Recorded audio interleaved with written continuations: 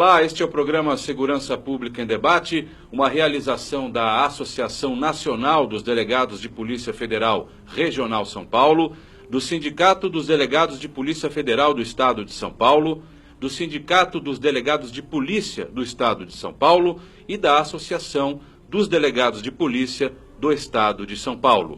No programa de hoje, nós vamos conversar sobre a atuação da Polícia Federal no atendimento ao cidadão. E para falar sobre este assunto, o nosso convidado é o doutor Diógenes Pérez de Souza, delegado de Polícia Federal. Ao lado dele, como nosso anfitrião no programa, está o doutor Adalto Machado, que é diretor executivo do Sindicato dos Delegados de Polícia Federal do Estado de São Paulo. Doutor Diógenes, muito obrigado pela sua presença. Eu queria começar o programa perguntando ao senhor o seguinte, bem simples, que até porque o nosso telespectador está bastante curioso, sempre vê a Polícia Federal em ação nas telas da TV, prendendo corruptos, e às vezes se esquece um pouco, embora quem precisa de passaporte nunca se esquece, mas se esquece um pouco de que ela tem um imenso atendimento ao cidadão. Né? Então eu queria perguntar o seguinte, e essa é a chamada polícia administrativa. Qual é a diferença principal entre a polícia administrativa e a judiciária? Um prazer estar aqui nesse programa, doutor Adalto, Adriano, grande prazer. Inicialmente, acho que uma das principais diferenças entre a polícia administrativa e a polícia judiciária é a questão do ilícito. Né? Quando se trata de um ilícito, por exemplo, a polícia judiciária, que é aquela que a gente vê na televisão, nos jornais, as operações, as grandes operações, as prisões, é uma polícia que atua após um ilícito penal. Então, toda a atuação dela é voltada à persecução penal, né? À elucidação de um crime, à colheita de informações, de materialidade, de autoria, para que essa pessoa possa ser, posteriormente, se comprovado os fatos e a autoria, julgada e apenada.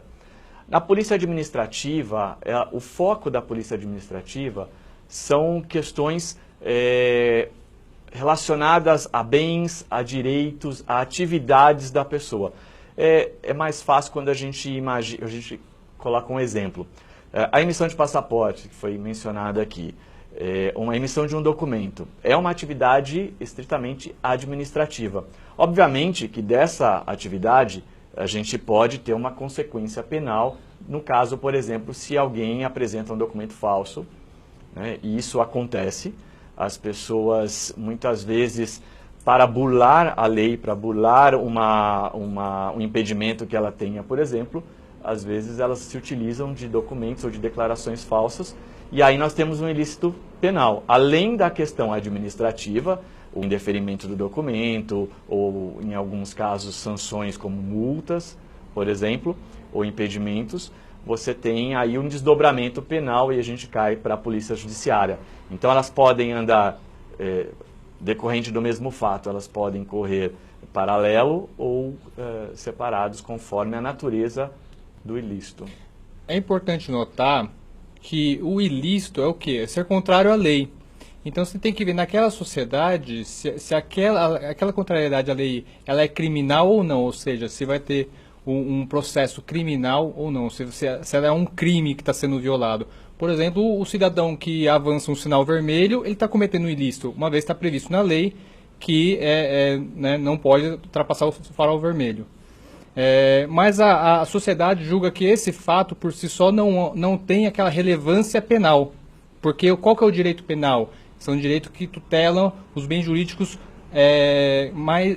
a ofensa aos bens jurídicos são mais gravosas, são mais graves. É esse que o direito penal vai socorrer. Então a gente fala que o direito penal é a última ratio. Quando os demais direitos não foram suficientes para coibir aquela ação, né? Aí entra o direito penal. E como o Dr. Jorge bem pontuou, às vezes um ilícito ele pode ser apenas administrativo, ou ele pode ser um ilícito administrativo e penal. Então ele vai, inclusive, o infrator aí pode sofrer duas sanções, né? Tanto no âmbito administrativo quanto no âmbito criminal.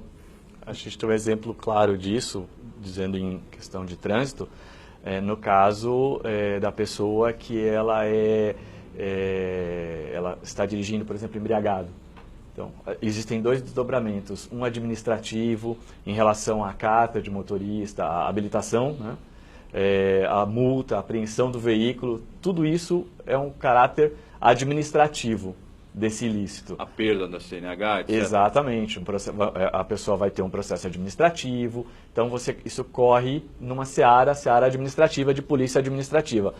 Da mesma forma, disso decorre um ilícito penal, é um crime previsto em lei, então você vai ter também um desdobramento penal se tudo comprovado, no final do processo vai ser combinada uma pena, né, às vezes de prisão ao indivíduo. Deixa eu perguntar uma coisa ao senhor, eu sei que o senhor já implicitamente já mencionou isso na sua primeira fala, mas por que, ou melhor, para que existe a polícia administrativa? Qual é a função precípua dela? Eu acho que a gente tem que, antes de falar da polícia administrativa, falar do poder de polícia, né? Que é o poder da administração, falando de maneira geral, é o poder da administração de limitar, de disciplinar interesses, atividades, liberdade, né, das pessoas. Então, quando o Estado ele disciplina, ele coloca leis, ele está exercendo o poder de polícia dele, né? E aí nós temos essa grande divisão. A polícia judiciária, que vai tratar da esfera de processo criminal ligado a crimes, e a polícia administrativa. E a polícia administrativa, ela decorre, a gente pode buscar a base dela lá na Constituição, quando ela fala, a Constituição fala sobre a supremacia do interesse público sobre o interesse privado. Esse é o grande ponto da polícia administrativa. O Estado, até por uma questão de convivência, de disciplina, de normas, de manutenção da paz social, é preciso que o exercício dos direitos, isso na esfera privada mesmo, nos direitos dos cidadãos, seja de alguma maneira regrada, disciplinada, para que isso não influencie e não, vamos dizer assim, afete o direito de outros cidadãos. Aquela máxima de o meu direito termina onde começa o seu, mais ou menos isso, né? Mas essa disciplina do Estado sobre a atividade ou sobre os bens do cidadão. Então, o exercício de uma atividade empresarial, muitas vezes ela é regulada, a forma como acontecem os registros, tudo isso você é obrigado, você precisa, por exemplo, do seu imóvel, você manter o registro público disso. Né? Essa é uma forma do Estado de garantir, por exemplo, que essa residência, esse imóvel, por exemplo, não seja vendido a terceiros, né? É uma salvaguarda ao proprietário em si e também a terceiras pessoas, né? Um exemplo. E nesse contexto aí, a gente pode colocar que as atividades de polícia administrativa da Polícia Federal estão diretamente vinculadas ao exercício também da Polícia Judiciária da Polícia Federal. Então, se a gente for analisar, acho que o Dr. Jorge vai poder discorrer um pouquinho sobre isso, a Polícia Administrativa exercida pela Polícia Federal, ela tem uma estreita relação com a atuação de Polícia Judiciária também da Polícia Federal. Por isso que foi essas funções, por exemplo, de segurança privada, controle de produtos químicos, né, o próprio passaporte. Todos eles estão diretamente relacionados à atividade de polícia judiciária de atribuição da Polícia Federal. Por exemplo, o crime transnacional é de atribuição da Polícia Federal, certo? E aí, por isso que, então, essa parte do passaporte e controle migratório também está com a Polícia Federal. O combate às drogas, né? Ele também está atribuição da Polícia Federal. Por isso que nós temos também o nosso controle administrativo dos produtos químicos, porque sem o produto químico não se consegue a produção de entorpecentes ou adulteração, enfim, em alguma etapa também está Peraí, então o controle que a Polícia Federal faz de produtos químicos está na esfera administrativa? Está na esfera administrativa, o que não quer dizer que haja, como a gente já estava conversando aqui há pouco, claro, que a gente tenha a mesma situação gerando um controle administrativo, uma atividade de polícia administrativa e também de polícia judiciária. Muitas vezes é a atividade de polícia administrativa que vai deflagrar uma ação de polícia judiciária, por exemplo, quando se constata que há um desvio, há uma situação irregular na aquisição, no controle, na distribuição de produtos químicos. Queria abrir um parênteses, aproveitando o ensejo. O senhor, doutor Diógenes, qual é o seu cargo hoje na Polícia Federal? Hoje eu sou chefe da Delegacia de Controle de Armas e Produtos Químicos. Né? Eu já chefiei o núcleo de passaportes aqui em São Paulo e também o núcleo de estrangeiros. Ou seja, o senhor trabalha faz algum tempo já na questão administrativa da PF. Sim, eu tenho aproximadamente 10 para 11 anos de experiência em polícia administrativa. Acho que o telespectador aqui está tendo a honra de, acho que, no estado de São Paulo, conversar com a pessoa que mais conhece de polícia administrativa aqui da Polícia Federal. Por isso que a gente chamou ele, então. Com certeza. Deixa eu perguntar uma coisa, doutor. O senhor trabalha hoje com armas e produtos químicos, não é? A gente tem um minuto, mas só dá uma ideia para o telespectador exatamente. O produto químico a gente já entendeu mais ou menos. Há um controle, seria um controle? O termo exato é esse? Uma fiscalização. Os produtos são controlados, né? Que produtos, por exemplo? São produtos que normalmente são produtos que estão ligados ao refino de entorpecentes. O éter, por exemplo? Sim. Sim. Existe uma gama de produtos, isso é definido em portarias. Interessante isso. A Polícia Administrativa, ela segue uma das coisas, né, óbvio, como toda atividade estatal, o princípio da legalidade. Então, o que é controlado, existe um normativo que diz, como é controlado, existe um normativo que diz, o Estado ele sempre age dentro do princípio da legalidade estrita. Ele só pode fazer algo previsto em lei. E os produtos que são controlados pela Polícia Federal, em sua grande maioria, se não todos, têm relação direta ou indireta com o refino de entorpecentes. Seria Exatamente. Isso? Principalmente eu não sabia disso, muito interessante essa questão. É uma área que o público, na verdade, não tem muito contato, porque essas fiscalizações ocorrem em empresas. Entendi. Então, não é algo que afeta diretamente ao cidadão comum. Né? Você não adquire para sua residência, até porque nem poderia, produtos químicos. Então, essa é a diferença. Muito bem. O primeiro bloco do programa de hoje eu preciso encerrar agora. Nós estamos conversando hoje sobre a atuação da Polícia Federal no atendimento ao cidadão. Estamos falando, na verdade, sobre a Polícia Administrativa. Este é o primeiro bloco do programa de hoje, segundo bloco já já, não saia daí.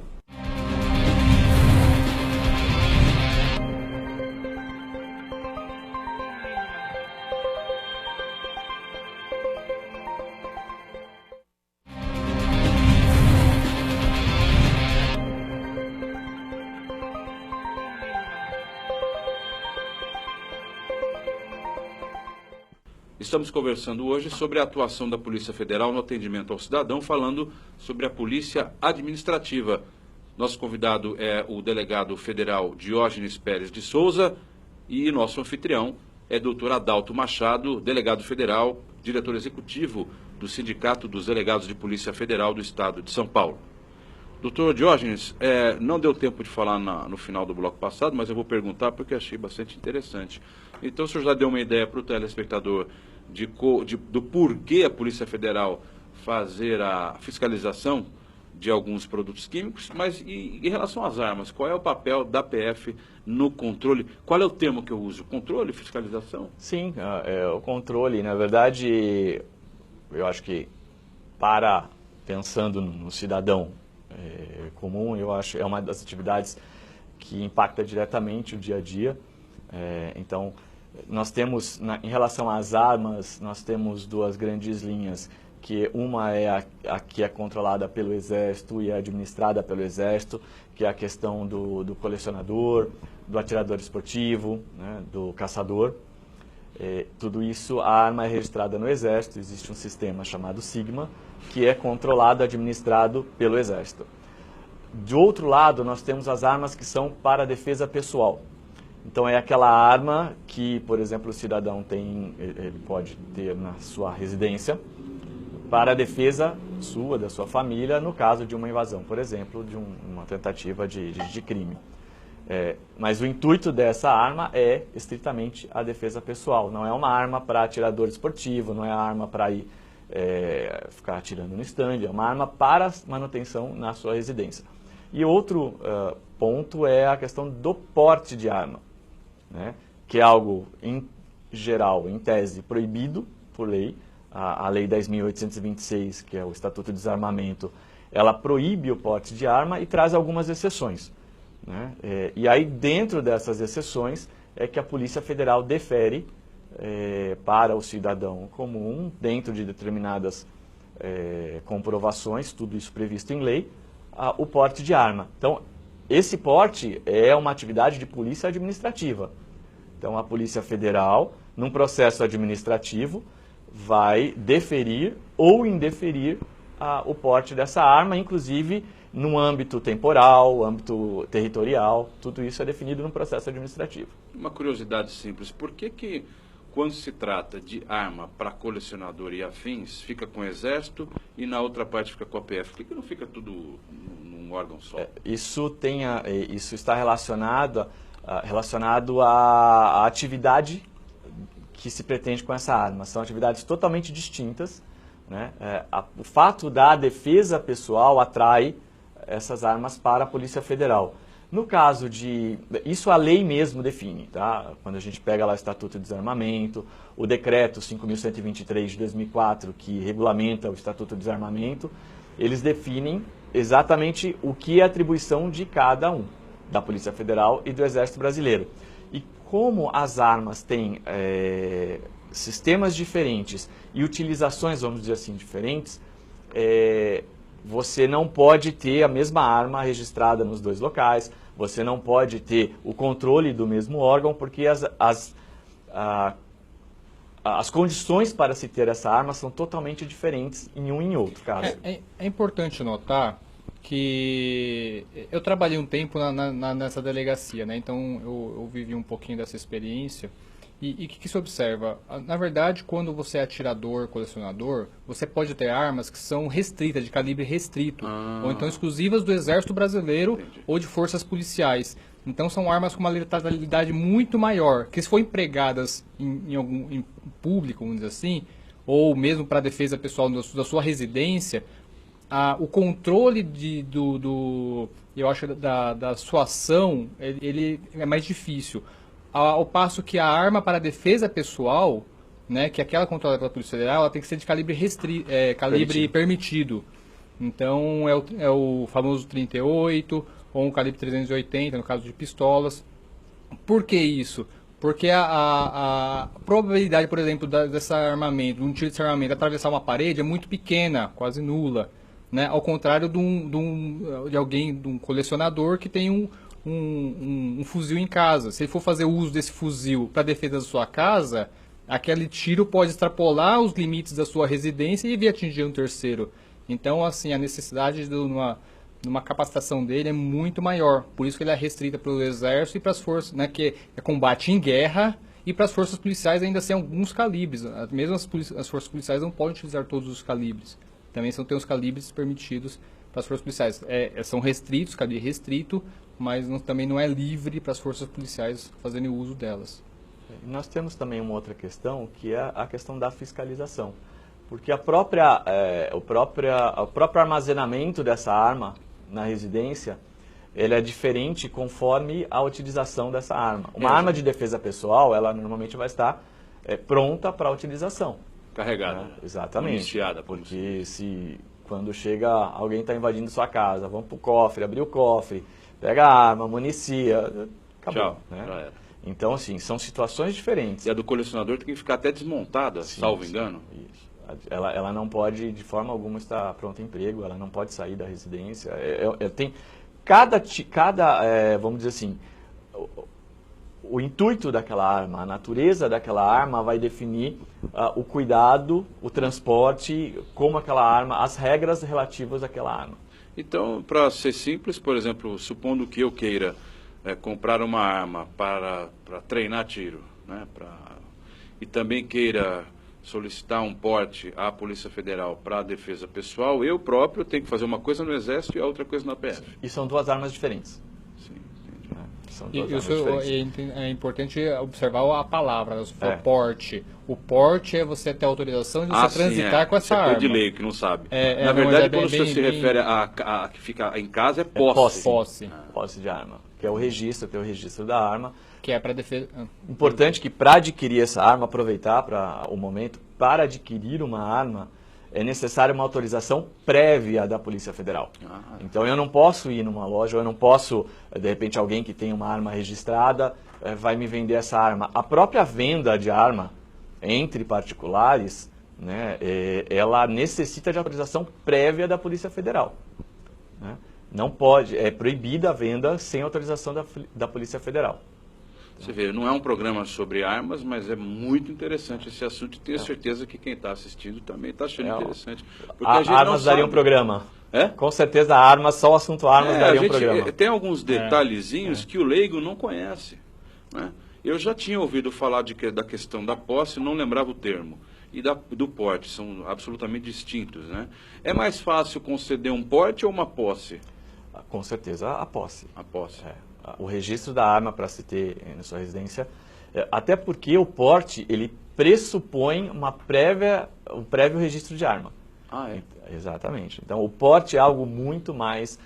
A gente tem que tomar muito cuidado em relação ao porte, porque o fato de portar uma arma, isso é algo que exige uma responsabilidade imensa, e existe uma grande diferença para o leigo, dizendo para o leigo, entre saber atirar e saber utilizar uma arma. São coisas totalmente diferentes. Atirar no stand, atirar esportivamente é uma atividade. Utilizar uma arma e saber, por exemplo, o momento de sacar, como sacar... Aí já são outros 500. São outras. E isso traz um grande risco, inclusive, às pessoas que estão ao redor de um evento em que isso seja necessário. Então, está na rua. Muitas vezes... o fato de você estar armado, você pode trazer risco a outras pessoas que estão... A Polícia Federal, o senhor, seu departamento, é bastante ciosa, a Polícia Federal é bastante ciosa na emissão de porte para essas empresas de segurança. Tipo assim, porque me dá a impressão, às vezes, que tem tanta empresinha de fundo de quintal e o cara tem lá um 38 na cintura. Como é que vocês fazem para controlar todo mundo? Então, outra função, outra faceta da Polícia Administrativa. Existe uma delegacia que é a DELESP. Desculpe, a gente já falou de passaporte, de controle químico, de produtos químicos, arma, e agora você vai falar uma quarta. A Polícia Administrativa, ela está presente, muito presente na vida de todo mundo, mesmo que a gente não dê conta. Toda a atividade, praticamente toda a atividade nossa, ela é regrada pela Polícia Administrativa. A própria emissão de documentos, todo mundo tem documentos, o exercício de determinadas atividades, como, por exemplo, dirigir. Né? Existe aí uma atividade de polícia administrativa. E ao nosso redor, a própria prestação de serviços, por exemplo, uma atividade de vigilância privada. A empresa ela precisa ter uma série de autorizações, de comprovar, por exemplo, a capacidade dela de selecionar os próprios vigilantes. Esses vigilantes passam por treinamentos, passam por avaliações psicológicas, inclusive. A PF que faz a avaliação? Não, a Polícia Federal controla isso. Tá. Então, controla isso também quem avalia. Porque o psicólogo que vai fazer essa avaliação, tanto dos vigilantes quanto do cidadão que pretende comprar uma arma para ter na sua residência, esse psicólogo tem que ser credenciado na Polícia Federal. E existe um controle numa outra faceta da Polícia Administrativa em relação a esses psicólogos. Então, eles têm que ser credenciados, eles têm que comprovar aptidão para a aplicação dos testes que envolvem esse tipo de atividade. O próprio local de atividade, de exercício de atividade deles é controlado pela Polícia Federal, ele tem que ser aprovado, é fiscalizado. E no caso de alguma irregularidade, eles são descredenciados. Entendi. Então, a Polícia Administrativa, ela está no dia a dia nosso de uma maneira muito intensa. Doutora, daí isso já engrena uma segunda por causa do livro. Tá bom. Você teve essa preocupação, né, de empresas de fundo de quintal, mas a Polícia Federal tem muito cuidado sobre isso, sim. Né? Essas empresas de segurança privada, há um controle muito rígido quanto a elas. Acho que, salvo engano, anualmente elas são submetidas, são fiscalizadas, é verificado o patrimônio dela, as armas que ela tem, a localização, então é um controle bem rígido sobre isso, sim. Né? Então, por mais que a empresa seja de pequeno porte, pode ter certeza que a Polícia Federal está lá olhando, verificando se ela atende os requisitos mínimos sob pena de descredenciamento. Se ela não atingir os requisitos, assim, inclusive aqueles funcionários que estão portando esse armamento, eles passam por um rigoroso teste, né, um curso, né, diferente do que do curso exigido para você ter, por exemplo, uma arma em casa. É bem mais rigoroso. Também tem curso para ter posse? Tem curso, alguma coisa assim? Para o cidadão, o cidadão que pretende ter uma arma, ele vai passar por um curso de tiro, ele tem que comprovar que ele tem aptidão técnica para atirar. Então existe um instrutor credenciado pela Polícia Federal, um profissional também, que vai aplicar um teste normatizado para isso. O doutor Adalto tem um livro para falar sobre, mas eu já queria deixar aqui no ar, tá, o convite para o senhor voltar para a gente falar um programa sobre arma. Perfeito. Porque eu vi que a gente tem muita coisa para falar, foi muito interessante, mas acho que dá um programa inteiro, né? Doutor Adalto, senhor? Não, na verdade, eu aproveitar a oportunidade de presentear aqui o Dr. Diógenes com um livro da série lá dos colegas que organizam, capitaneados pelo Sindicato dos Delegados de Polícia Federal do Rio de Janeiro, né? A Associação dos Delegados de Polícia Federal apoia isso aqui, contribui também, que dá uma visão da doutrina, né, das questões jurídicas, da visão do delegado de polícia, né, que normalmente tem muita visão do advogado, né, às vezes do magistrado, e percebendo essa ausência, essa necessidade, né, foi lançada essa coleção. Eu trouxe aqui o segundo livro dessa coleção, ainda está no 7º, né, mas é porque eu achei esse tema aqui bem interessante para presentear aqui o nosso convidado, o Dr. Diógenes. Então, assim, temas processuais penais da atualidade. Muito obrigado. Muito bom. Senhores, eu preciso encerrar o programa. Agradeço, a gente falou bastante. Né? Infelizmente, vamos fazer mais um sobre arma. Dr. Diógenes Pérez de Souza, nosso convidado, queria agradecê-lo, Dr. Adalto Machado também. Este foi o programa Segurança Pública em Debate. Nós conversamos hoje sobre a atuação da Polícia Federal no atendimento ao cidadão. A você que nos acompanhou até aqui, o meu muito obrigado e até a próxima.